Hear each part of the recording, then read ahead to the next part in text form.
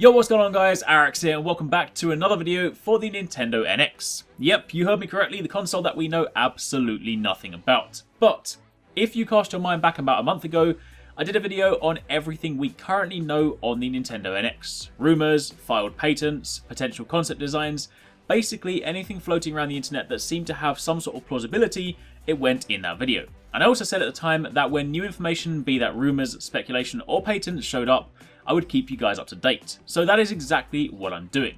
Some new information popped up yesterday, and while yes, at this stage until it's confirmed by Nintendo, it is still a rumour, it's pretty interesting, so I figured I'd share it. So if you guys do enjoy this video, then a like would be super appreciated, and comment down below and let me know what you think.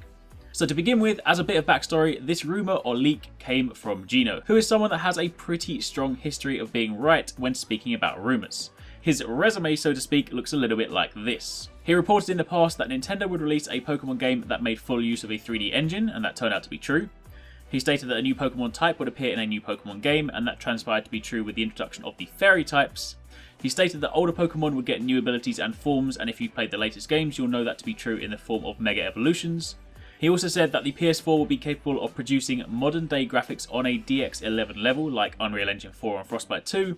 And finally, he stated that Microsoft would produce an Omni projection unit that would let game environments be projected in a near 360-degree fashion, which is something we've also seen. So while this is still 100% rumour, you can see that Gino has a pretty solid track record. So when this new information cropped up, I actually listened as opposed to putting it on the pile with the other wild speculations. So with that being said, his NX rumours are as follows. Firstly, the device is said to have a wireless HDMI dongle that attaches flush to the back of the device, the idea being that you can then pull this out and insert it into any display with a normal sized HDMI output, and the device would then use an evolved version of the Wii U streaming tech to display HD on the TV.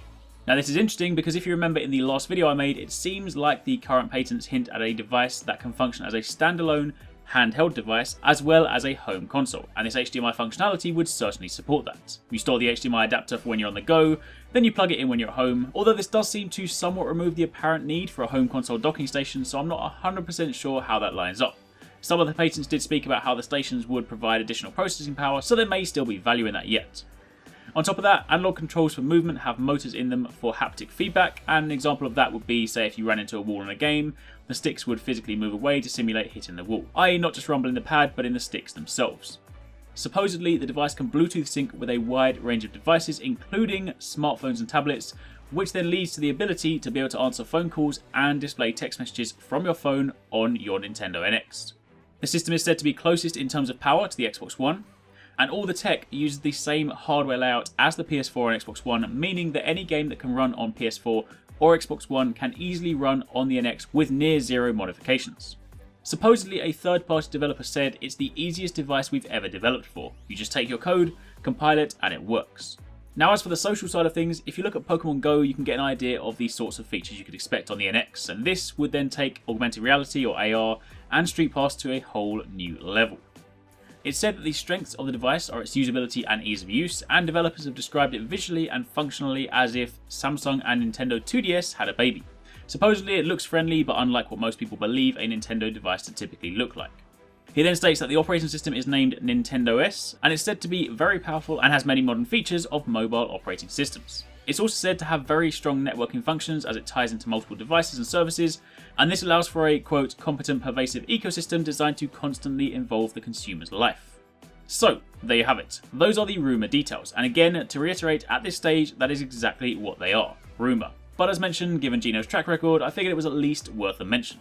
A few take-home points from this: if this is to be believed, it seems like they're really going for great networking potential on the device, which, let's be honest, isn't something Nintendo's more recent consoles have exactly been known for. Sure, they do have stable online services, but ideally, I'd like to see something more featureful like, say, Xbox Live or PlayStation Network. And it also seems like they are once again putting a lot more focus on the handheld unit with little to no mention of the console or base unit itself, which could be a little confusing for consumers, but ultimately, until we get official information, we're really not going to know for sure. Either way, those are the details. I'll leave a link to the article in the description box down below, but let me know in the comments what you think. Drop a like if you enjoyed the video, and thanks for watching. Take it easy, catch you next time, peace out.